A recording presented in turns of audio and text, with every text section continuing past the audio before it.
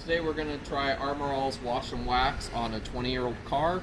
My car has some hard water spots from sprinklers, and it's got a lot of tree sap from being at work in the parking lot. So we're going to go ahead and wash our car.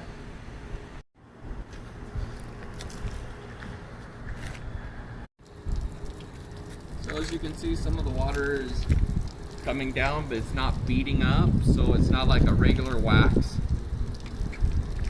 If I had just waxed this should have been beating up, but you can see the little water coming down in sheets. So now we're going to go ahead and finish drying it off, see how it looks afterwards. So as you can see water spots along the car still. I wasn't able to clear it, but it did a great job of removing most of the sap that I have from the trees in the parking lot at work. So it is clean, and thank you for watching, and thank you, Amazon.